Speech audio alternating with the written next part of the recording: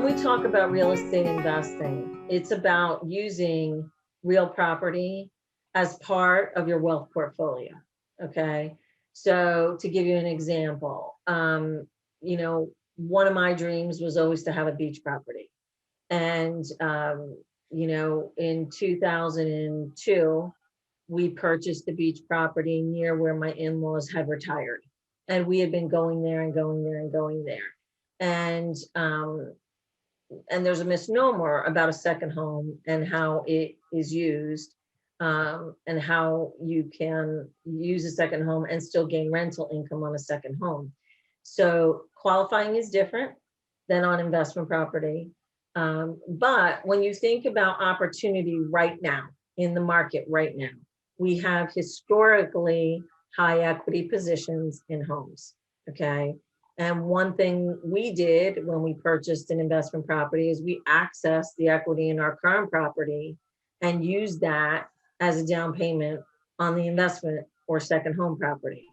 So qualifying for a second home property, you've got to be able to carry both mortgage payments. There's no rental income offset.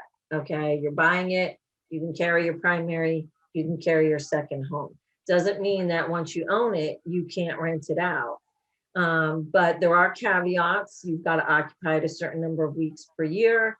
But you do run your schedules for your investment income like you would any rental real estate property that you had. The difference is, as a second home, you have to occupy it, at least at this moment in time. I believe the tax code is still 2 weeks out of the year. And you can rent it other weeks over the course of the year.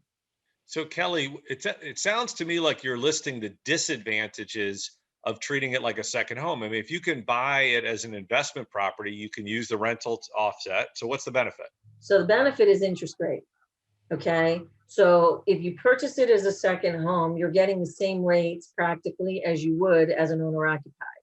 So you're saving anywhere from 3/8 to 0.5% in the interest rate if you can qualify as a second home. And if it's truly going to be a second home, in my case, it was. We use it, it's ours.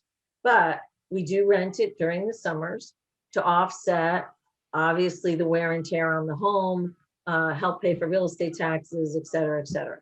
So that's one way to take the equity in your primary property. Think about, have you always wanted a second home? Have you always wanted a retreat? Are you looking for some place that you can go to that, you want good monthly payments on? Maybe you never have an intention of renting it out, but you want to purchase something that has grown, that will grow in appreciation over time. So it's just like another vehicle.